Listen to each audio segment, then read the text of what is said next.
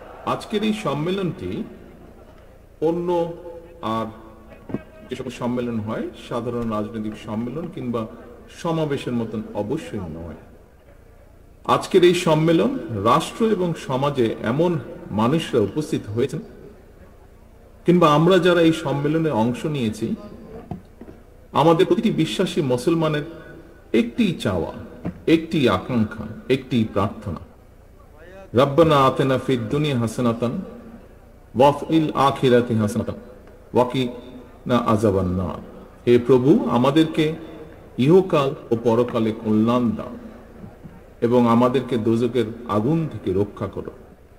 আল্লাহর কাছে, আল্লাহ রাব্বুল আলামিনের কাছে এটিই আমাদের প্রার্থনা। সম্মানিত ওলেমা মাশায়েখ বৃন্দ, সাধারণ ধর্মপ্রাণ মুসলমানদের ইসলাম সম্পর্কে অবশ্যই আপনারা সবচেয়ে বেশি বিশুদ্ধ জ্ঞান রাখেন।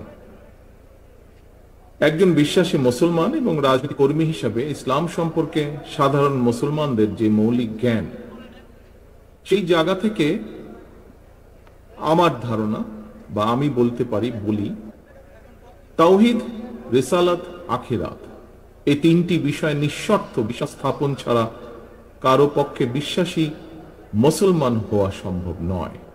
আর প্রতিটি বিশ্বাসী মুসলমানের জন্য কালেমা, নামাজ, রোজা, হজ, যাকাত ইসলামের এই পাঁচটি মূলনীতি অবশ্যই পালনীয়, এর কোনো বিকল্প নেই।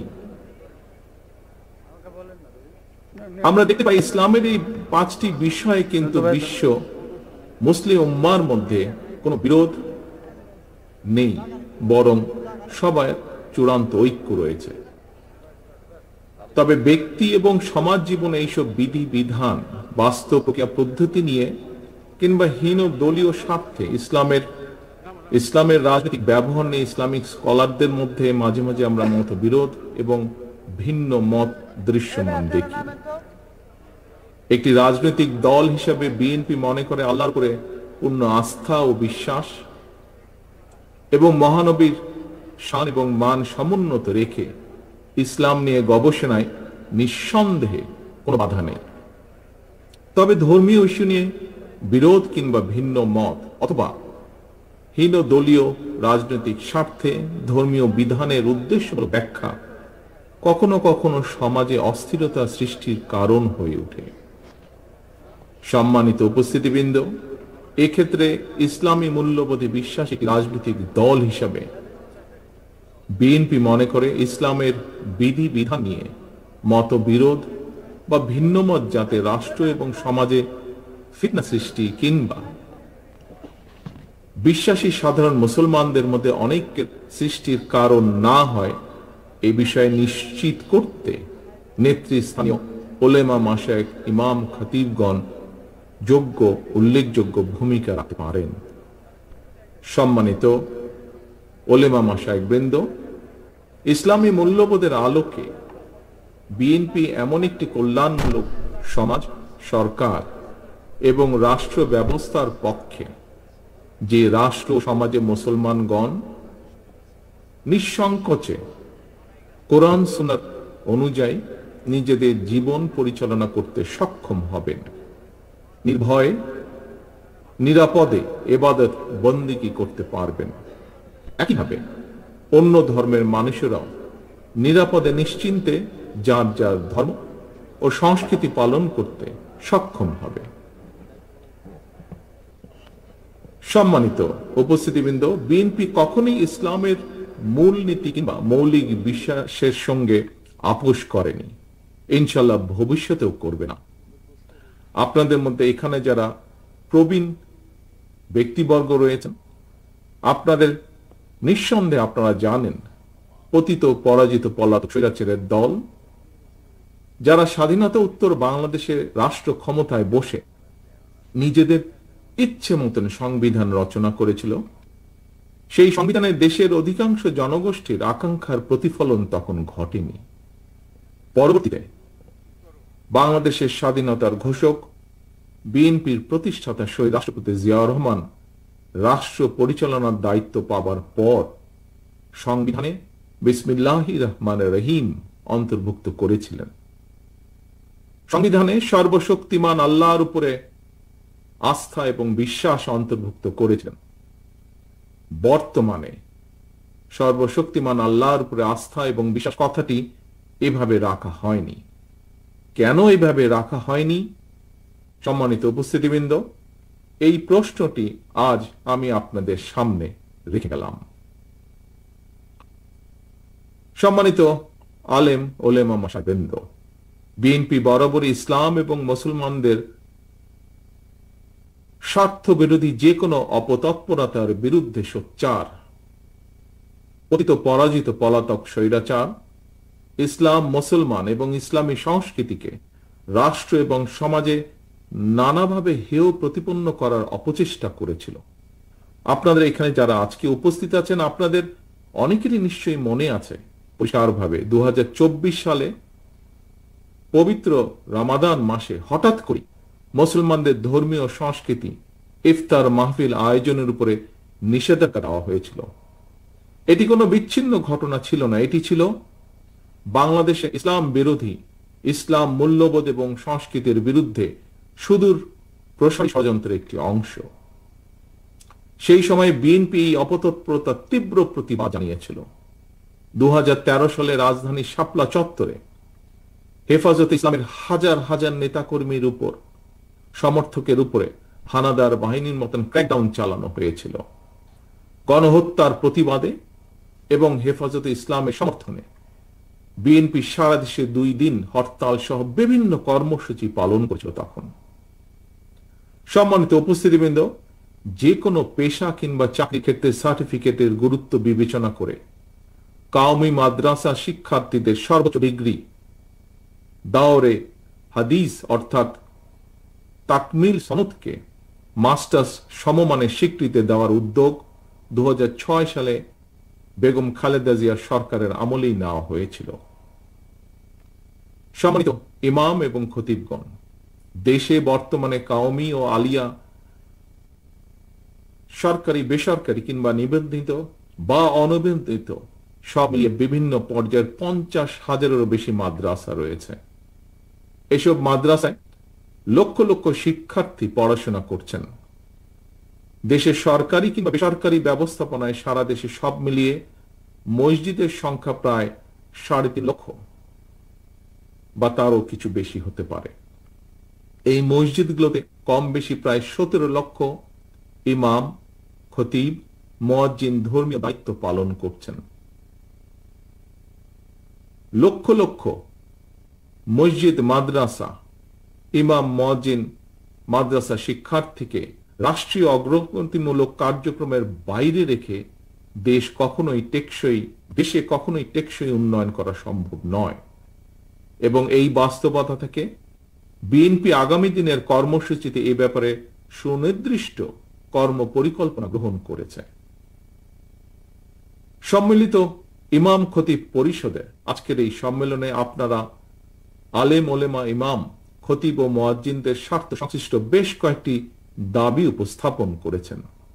আপনাদের উপস্থাপিত দাবিগুলোর বেশ কয়েকটি দাবি অগ্রাধিকার ভিত্তিতে পূরণ করার সব রকম সুযোগ রয়েছে বলে আমি মনে করি। আপনারা ইমাম, খতিব, মুয়াজ্জিনদের জন্য সার্ভিস রুল প্রণয়নের দাবি জানিয়েছেন। আপনাদের এই দাবিটি অত্যন্ত যৌক্তিক। অনেক মসজিদে মসজিদ কমিটির ইচ্ছা অনিচ্ছার উপরে ইমাম, মুয়াজ্জিনের চাকরি নির্ভর করে। আমি মনে করি এটি হওয়া উচিত নয়, এটি হতে পারে না। এটিকে আমি ইমাম, মুয়াজ্জিনদের বিরুদ্ধে অন্যায্য আচরণ বলে মনে করি। ইনশাআল্লাহ আল্লাহর রহমতে বিএনপি রাষ্ট্র পরিচালনার সুযোগ পেলে সার্ভিস রুল প্রণয়নের ব্যাপারে অগ্রাধিকার ভিত্তিতে বাস্তবায়নের উদ্যোগ বিএনপি সরকার গ্রহণ করবে ইনশাআল্লাহ। উপস্থাপিত অন্যান্য দাবিগুলো বাস্তবায়নের জন্য কার্যকর উদ্যোগ বিএনপি সরকার ইনশাআল্লাহ গ্রহণ করবে। তবে সম্মানিত উপস্থিতিবৃন্দ, প্রতিটি দাবি বাস্তবায়নের ক্ষেত্রে সংশ্লিষ্ট ব্যক্তির যোগ্যতা এবং অভিজ্ঞতা নির্ধারণ করে আপনারা নিজেদের উদ্যোগে এক বা একাধিক কমিটি গঠন করে প্রতিটি দাবির বিপরীতে সুনির্দিষ্ট সুপারিশ তৈরি করতে পারেন, তার জন্য তৈরি করে যদি আমাদেরকে দেন, তার জন্য আপনাদের প্রতি বিনীত আহ্বান জানাই। সম্মানিত ইমাম এবং খতিব সাহেবগণ, বিএনপি বিশ্বাস করে সারা দেশে ইমাম, খতিব, মজিমগণ প্রত্যেকেই এক একজন সমাজ সংস্কারকের ভূমিকায় অবতীর্ণ। নানা সীমাবদ্ধতার মধ্যেও আপনারা মানুষের নৈতিক এবং আত্মিক শুদ্ধির জন্য নিজেদের সময় ব্যয় করেছেন বা করছেন। ধর্মীয় মূল্যবোধে উজ্জীবিত একটি নৈতিক সমাজ গঠনের জন্য এটি আপনাদের একটি প্রশংসনীয় অবদান। সুতরাং বিএনপি মনে করে সমাজ সংস্কারকের ভূমিকা পালনকারী ইমাম, খতিব, মুয়াজ্জিনগণ যারা আর্থিকভাবে পিছিয়ে রয়েছেন তাদেরকে অবশ্যই প্রয়োজনীয় আর্থিক সহায়তা প্রদান রাষ্ট্রের দায়িত্ব।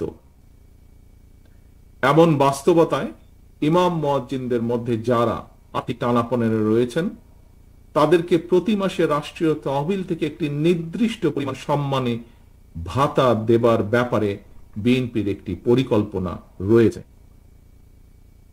আগামী ফেব্রুয়ারি মাসে অনুষ্ঠিত জাতীয় নির্বাচনে আল্লাহর রহমতে বিএনপি রাষ্ট্র পরিচালনার সুযোগ পেলে ইমাম, মুয়াজ্জিনদেরকে সম্মানী ভাতা দেওয়ার পরিকল্পনা পর্যায়ক্রমে ইনশাআল্লাহ আমরা বাস্তবায়ন করব।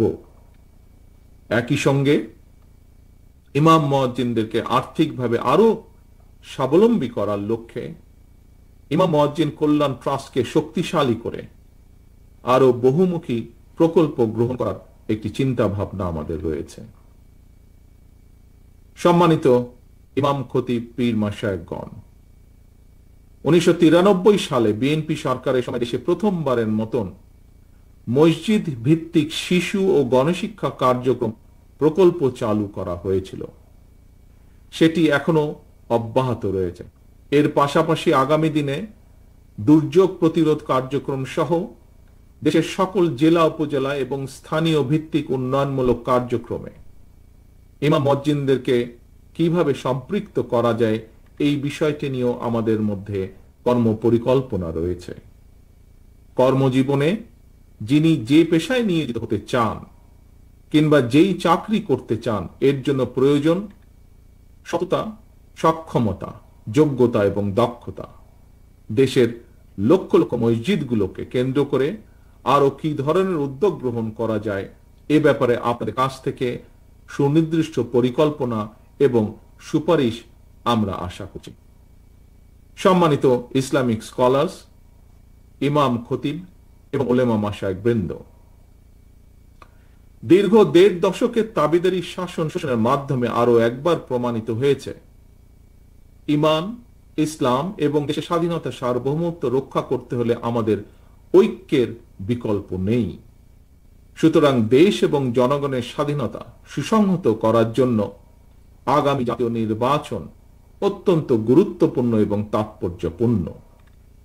প্রিয় দেশ বরেণ্য, সম্মানিত উলেমা মাশায়েখগণ, একজন বিশ্বাসী মুসলমান হিসাবে এবার আমি আমার একটি প্রত্যাশার কথা আপনাদের সামনে ব্যক্ত করতে চাই। এখানে উপস্থিত আমরা সবাই জানি আহিলামে জালিয়াতের সময় আমাদের মহানবীকে যারা অপছন্দ করত তারাও কিন্তু মহানবী সাল্লাল্লাহু আলাইহি ওয়াসাল্লামকে ন্যায় পরায়ণ হিসেবে জানত, মানত এবং বিশ্বাস করত। মহানবীর ন্যায় পরায়ণতা নিয়ে মুসলমান, অমুসলমান, বিশ্বাসী, অবিশ্বাসী কারো মধ্যেই কোনো সংশয় ছিল না।